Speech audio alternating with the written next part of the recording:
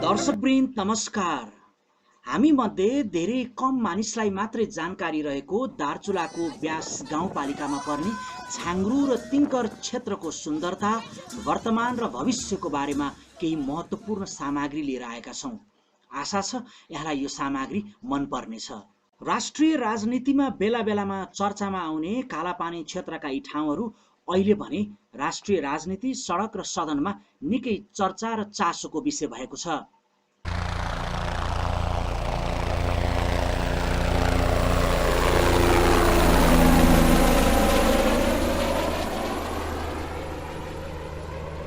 भारतले नेपालीलाई धारचुला गब्र्याङ हुँदै छाङ्ग्रु तिङ्कर जाने बाटो प्रयोगमा रोक लगाएको छ। दार्चुलाको ब्यास 1 का स्थानीयले यो बाटो अनन्तकालदेखि प्रयोग गर्दै आएका थिए। नेपालतर्फको बाटो हिँड्न सकिने अवस्थामा नरहेको र भारतले बाटो प्रवेशमा रोक लगाएको वडाध्यक्ष अशोक बोहराले समाचारलाई बताए। छाङ्ग्रु र तिङ्करवासी हिमपात हुने पुसदेखि वैशाखसम्म जिल्ला सदरमुकाम खलङ्गा लगायत तल्लो भागमा झरेर बस्छन्। जेठदेखि उनीहरू फेरि खेतीपातीका लागि गाउँ फर्कन्छन्। त्यसरी गाउँ फर्कने क्रममा त्यहाँका स्थानीय धारचुला गब्र्याङ बाटो प्रयोग गर्ने गर्दछन्। भारतले बाटो प्रयोगमा अवरोध गरेपछि छाङ्ग्रु र तिङ्करवासीले सहुलियत भाडामा हेलिकप्टरको माग गरेका छन्। प्रदेश सरकारले हेलिकप्टरको व्यवस्था नगरे आफूहरूको पूजा रोकिने जानकारी मन्त्री रावललाई बुझाएको ज्ञापन पत्रमा गराएको बोहराले बताए। दर्शकवृन्द, यसरी भारतीयहरूले उनीहरूको सीमा नाका प्रयोग गर्दै दार्चुलाबाट छाङ्ग्रुसम्म पुग्ने स्थल मार्गमा अवरोध ल्याउन सक्ने भएकाले नेपाल सरकारले त्यहाँ बाटो निर्माणको जिम्मा नेपाली सेनालाई अगाडि नै दिइसकेको छ।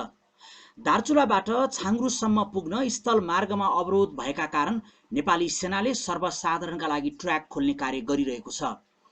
भौगोलिक रूपमा विकट घाँटी बगर तिङ्कर सडक खण्डमा ट्र्याक खोल्ने जिम्मा पाएको सेनाले त्यसअघि सर्वसाधारणका लागि गोरेटो बाटो खोलिरहेको छ।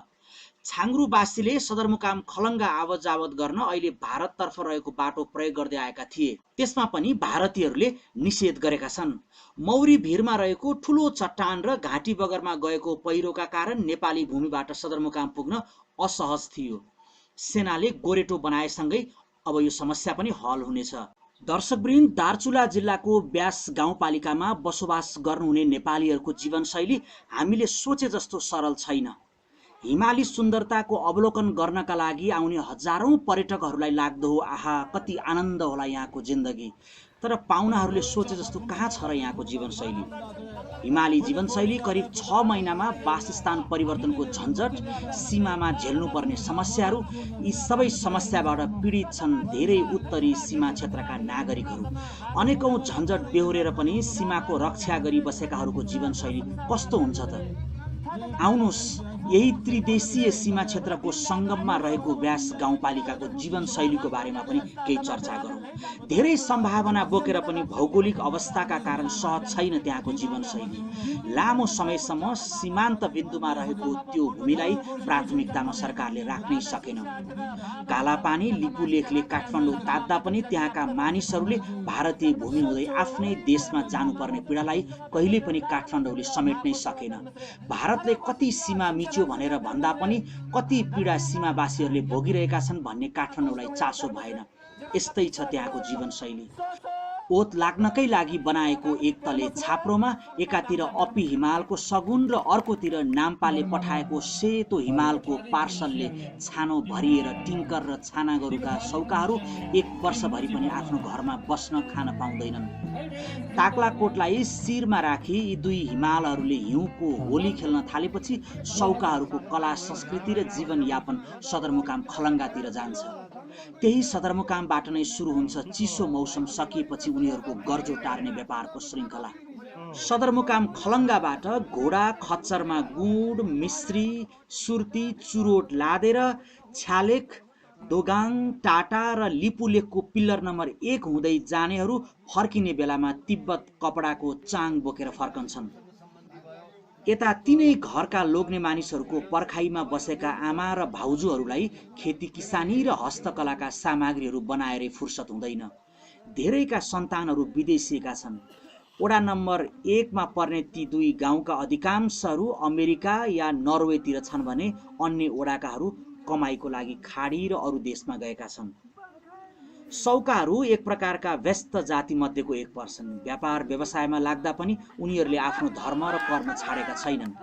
खेतीपाती गर्दा गर्दै समय मिलेसम्म जात्रा र पर्वहरूमा रमाइहाल्ने उनीहरूको बानी पनि रहेको छ। घरमा भएकाहरूलाई असार सकिन नपाउँदै यार्सा गुम्बा टिप्न जानेहरूको चटारो छ। दमाहा उनीहरूको मौलिक बाजा हो। यहाँको भिन्न जातिहरू सौकाहरू नै हुन्। यसबाहेक ब्राह्मण, क्षेत्री लगायतका अन्यत्र पाइने जाति र संस्कृतिहरू पनि पाइने गरिन्छ। यद्यपि सौकाहरूको भने छुट्टै भाषा, वेशभूषा र संस्कृति रहेको छ। जनजीवन एउटै गाउँपालिकामा पनि भिन्न भिन्न हुने गरेको छ। कालापानी क्षेत्र पर्ने तत्कालीन व्यास गाविस र अहिलेको वडा नम्बर 1 का स्थानीयको जीवनशैली 6 नम्बर वडाको जीवनशैलीसँग धेरै भिन्न छ। पेसा पनि भिन्न छ र खानपिन पनि भिन्न छ। कृषि, व्यापार, व्यवसाय र पशुपालन नै उनीहरूको मूल व्यवसाय हो। घरका केटा मानिसहरू व्यापार व्यवसायमा संलग्न भएपछि केटी मानिसहरूले घर धन्दा र गलैँचा बुन्ने जस्ता कामहरूमा व्यस्त हुने गर्छन्। चौरीहरू पाल्ने, त्यसको छुर्पी बनाउने जस्ता काम पनि घर बस्ने महिलाहरूले गर्ने गर्छन्। केटा मानिसहरू तिब्बतबाट कपडा जस्ता सामग्रीहरू लिएर खलङ्गा झर्छन्। खलङ्गाबाट नरिवल, टुर्पी आदि बोकेर तिब्बत जान्छन्। अरू ओडाकाहरूले आलु, दाउरा, सुन्तला, साग लगायतका तरकारीहरू, गहुँ, मकै आदि उत्पादन गर्छन्। बिक्रीको लागि उनीहरू विदेश जाँदैनन्। सदरमुकामसम्म झर्न पाए बजार पाइन्थ्यो भन्ने उनीहरूलाई आशा लागिरहेको हुन्छ। त्यतिको लागि पनि उनीहरू भारतीय बाटो खोज्दै जानुपर्छ। तर अहिले समय बदलिएको छ। झन्डै 6 महिना अघि केन्द्रीय परियोजनामा रहेको दार्चुला तिङ्कर सडक खण्डले वडा नम्बर 3 लाई छोएपछि अब सामान बोक्नको लागि भारतीय भूमि हुँदै जानुपर्ने बाध्यता हटेको स्थानीयहरू बताउँछन्। केही सडकहरूमा ग्राभेल भएका छन्, धेरै सडकहरू कच्ची छन्, तर पनि जीवन चलेकै छ। पहिले दार्चुलाबाट यहाँ आउनेको लागि भारतको धारचुला हुँदै आउनुपर्ने बाध्यता थियो। अब त्यो समय बिस्तारै हट्दै गएको छ। स्थानीय दीपक खाती भन्छन्, अहिले हाम्रा उत्पादनहरू बजारमा पुर्याउन सजिलो हुँदै गएको छ। उत्पादित सामानहरू वडा नम्बर 3 सम्म ल्याएपछि ट्र्याक्टरबाट बजारसम्म लाने गरेका छौँ उनले भने। त्यो सीमान्त गाउँपालिका शिक्षाको लागि पहिलेदेखि नै हेपिएको क्षेत्र हो। स्थानीय सरकारको अवधारणा नआएसम्म दरबन्दीको अभावमा स्थानीयसँग चन्दा उठाएर स्कुल चलाउनु पर्ने अवस्था रहेको, त्यहाँ अहिले पनि शिक्षाको अवस्था त्यस्तै रहेको छ, खासै सुध्रिएको छैन। अहिले गाउँपालिकाको बलबुतामा 2वटा माध्यमिक विद्यालय खुलेका छन्। जबकि 839 वर्ग किलोमिटर क्षेत्रमा फैलिएको यो गाउँपालिकामा 10,000 भन्दा धेरै जनसङ्ख्याको बसोबास रहेको छ। सरकारले स्थानीय सरकारको अवधारणा ल्याएपछि अहिले माध्यमिक शिक्षकहरूले नियमित गाउँपालिकाको तर्फबाट 15,000 को दरमा पैसा पाउने गरेका छन्। अरू शिक्षकहरूले 12,000 को दरमा गाउँमा नै रोजगारी पाउने गरेका छन्। यस्तो भएपछि अहिले गाउँ छाडेर गएका दर्जनौं युवाहरू समेत गाउँमा नै फर्कन थालेको गाउँपालिका अध्यक्ष दिलीप बुढाथोकीले बताए। अहिले सामुदायिक विद्यालयहरूमा विद्यार्थीको आकर्षण बढाउनका लागि सबै ठाउँमा अङ्ग्रेजी माध्यमबाट अध्यापन गराउन थालिएको छ।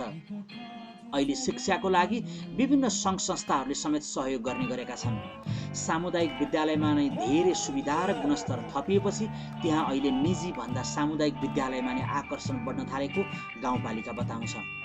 बुढाथोकीका अनुसार अहिले गाउँपालिकामा जम्मा 2वटा मात्रै निजी विद्यालयहरू छन्।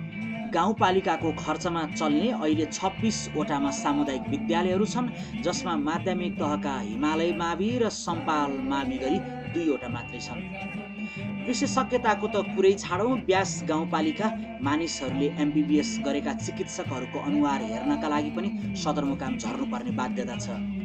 गाउँपालिकामा अहिले HA सम्मले सेवा दिने गरेका छन्। भालाकोट लगायतका केही ठाउँहरूमा बर्थिङ सेन्टर र स्वास्थ्य चौकीहरूबाट नै स्वास्थ्य सेवाहरू प्रदान हुँदै आएको छ। धेरै मानिसहरू बिरामी हुँदा अस्पताल भन्दा पनि धेरै धामी झाँक्रीहरूकोमा जाने गर्छन्। यद्यपि त्यो प्रथा पछिल्लो समय कम हुँदै आएको प्रमुख बुढाथोकी बताउँछन्। सरकारले दिने गरेको निःशुल्क औषधिहरू सहज रूपमा पाउने गरेको गाउँपालिकाको दाबी छ। गाउँपालिकाका अनुसार व्यास गाउँपालिका वडा नम्बर 3 सिना र वडा नम्बर 4 सुनसेराका बासिन्दाहरूले सोलरको प्रयोग गर्ने गरेका छन्।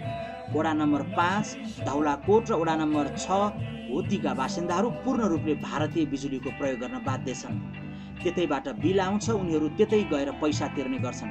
तर ती दुवै वडाका सबै परिवारले अहिले बिजुली बालेका छन्, तर सबै भारत सरकारबाटै प्राप्त हुन्छ। कैलाश सरोवर जान हिँडेका शिवले थकाइ मारेको ठाउँ भनेर चर्चित रहेको यो ठाउँमा सांस्कृतिक एवं वातावरणीय महत्त्वका ठाउँहरू पनि छन्। सबैभन्दा महत्त्वपूर्ण कुरा भनेको वेदलाई 4 खण्डमा विभाजित गरेका एवं महाभारतको रचना गरेका व्यास ऋषिले साधना गरेको गुफा पनि यही गाउँपालिकामा परेको विश्वास छ, जुन हाल सोही गाउँपालिकाको वडा नम्बर 1 मा व्यास गुफाको नामबाट परिचित छ।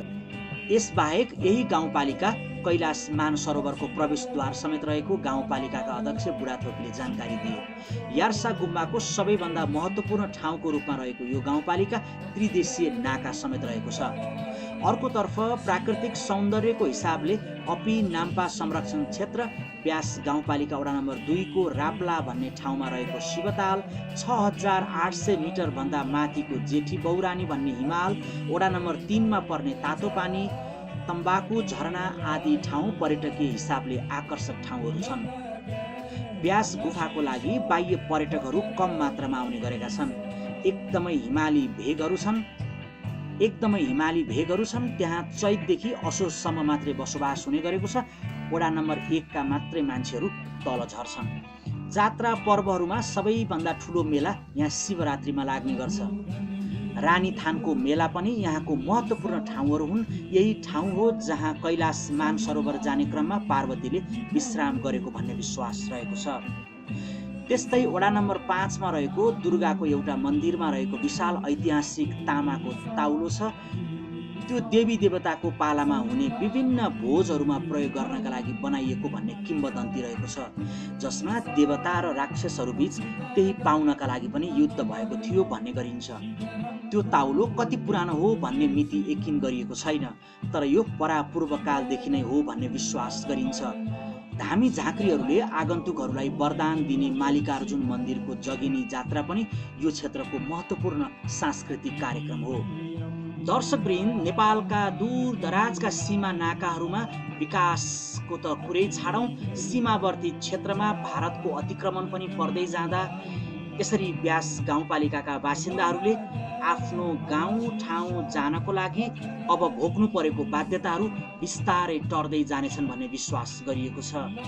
तपाईँ के भन्न चाहनुहुन्छ कालापानीको यो व्यास टिङ्कर गाउँको लागि? कृपया कमेन्ट गर्नुहोला। दर्शकवृन्द, यस्तै नयाँ खोजमूलक सामग्रीको लागि हाम्रो च्यानललाई सब्स्क्राइब गर्दै रहनुहोला।